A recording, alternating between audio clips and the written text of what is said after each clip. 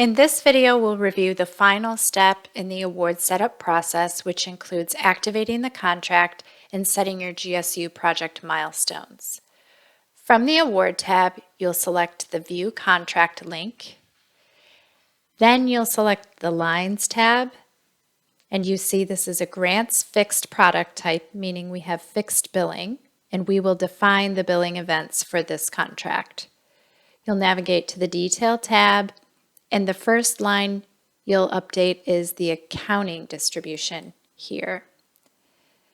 We need to select Correct History, and I'm copying my SP from my award notice in the portal.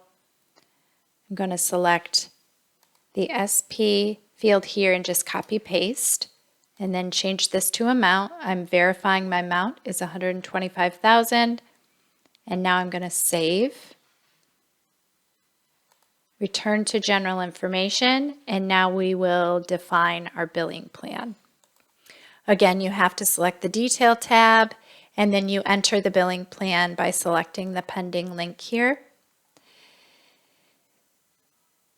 The first section you'll need to complete is the address information. This defaults over based on the sponsor table in the system. So if you select the little envelope, it'll tell you where it's going. This address actually matches my award from the sponsor, so I'm good there. I'm going to move down to my billing options, and my bill type selected is going to be private. This is where our funds are coming from. Even if this is federal flow-through from a university or other sponsor via a subcontract, we would still select the direct funding sponsor type here.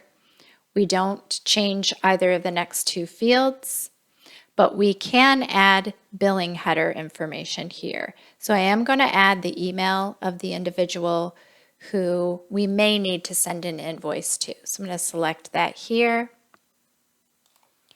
And then I'm just going to copy and paste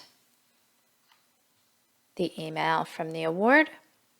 Our invoice form is going to be one of our fixed certification or fixed price invoice form.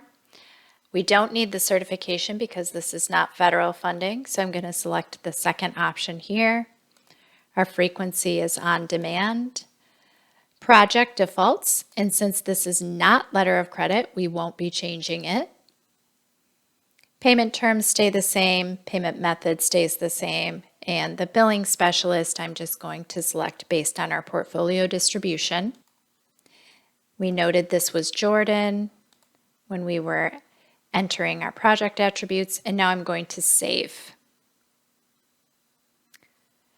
The next step is I want to return to general information here and go to my billing options and just update my bill type to private. And if I needed to change the billing address, because any sponsor could have multiple billing addresses, I would change that here. This would ensure that my invoices are generated from the system with the correct billing address. I'm just going to save that, go back to my billing plan general, and now I'm going to enter my events. I'm going to select the Add New Event here. If I were to need to enter several events, often there may be quarterly billing required or set amounts, and I need to enter multiple events. You enter the first one, then you select your Add Multiple Rows button here to add additional billing event options. So this entire invoice is going to be $125,000, and we're supposed to be receiving a check for the full amount from the sponsor. So we're creating this invoice just so that we have something in our system to clear the check against when it does arrive. So the first thing I'm going to do is change this to amount. I'm going to enter the full amount of this award.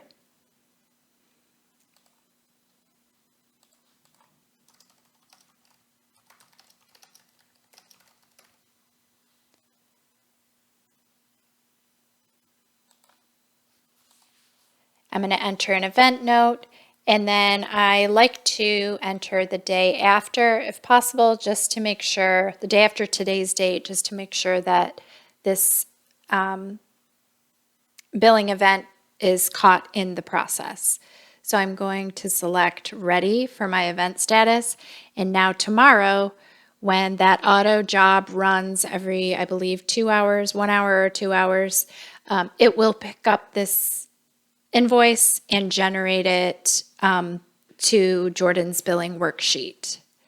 He'll be able to approve the invoice from there and actually create it and generate it in the system. So now I'm going to select save. And the final step is to return to the General tab. And now I'm going to activate my contract. I'm going to simply select active and then save. Now that my contract is activated, the award setup is complete. However, we need to set up any applicable project milestones. In this case, I'm going to select my GSU project milestone here. And then I need to grab my SP.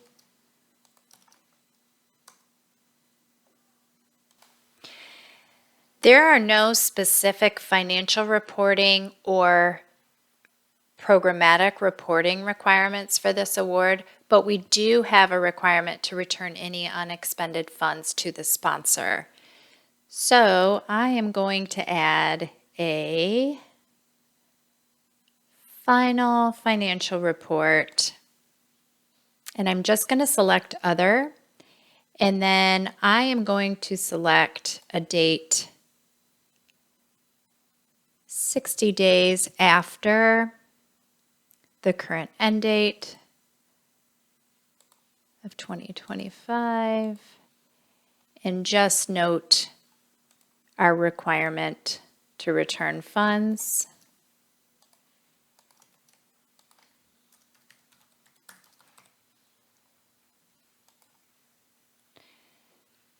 And that concludes the project step 5, contract activation and milestone entry. If we had a final programmatic report due, it's really imperative we put that here because that will inform the closeout process in the portal and create that deliverable for the PI in the process.